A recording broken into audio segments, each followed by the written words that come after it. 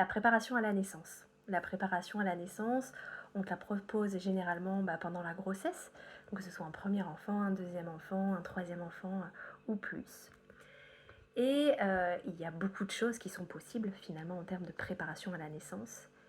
Et c'est pas toujours effectivement évident de choisir.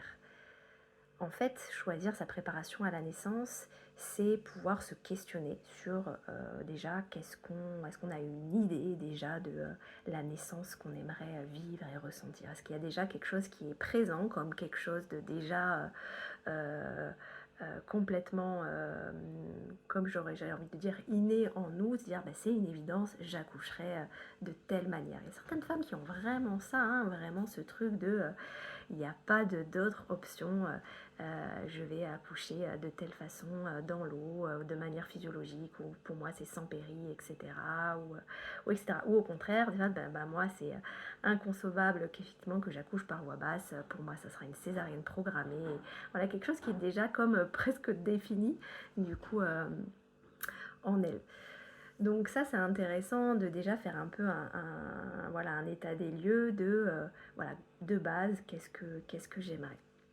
Parce que la préparation en fait la meilleure, c'est celle qu'on choisit en fait, qui nous correspond à nous, parce qu'on a rencontré quelqu'un, ça nous a bien plu, la manière dont elle a amené la naissance, parce que voilà, on a été touché peut-être à un moment donné par tel ou tel programme. Voilà, il y a aujourd'hui quand même vraiment énormément de possibilités, et c'est pas forcément la sage-femme qui t'a suivi pendant la grossesse qui va te faire la préparation à la naissance, parce que peut-être ça te correspond pas spécialement. Et donc c'est se laisser vraiment ce libre choix, hein, ce libre arbitre, de pouvoir aller vers le professionnel qui pourra davantage te correspondre. Ça, il faut jamais oublier qu'on est libre en fait, et on n'est pas attaché à tel ou tel professionnel. Et de vraiment l'écouter, ça que si on se sent pas bien avec telle ou telle personne, de s'autoriser en fait à en changer, parce que ça correspond pas à notre vision, parce que peut-être c'est pas ce qu'on a besoin là, et c'est ok. Et c'est ok.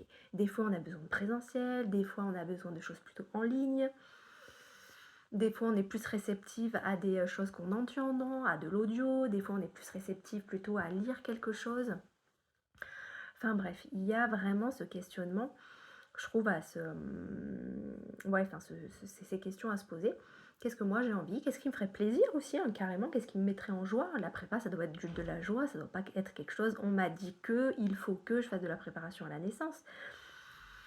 Si ça me botte pas, si ça me met pas en joie d'aller en séance, faut pas que je le fasse en fait. Il faut que j'aille vers ce qui m'attire et ce qui me fait du bien.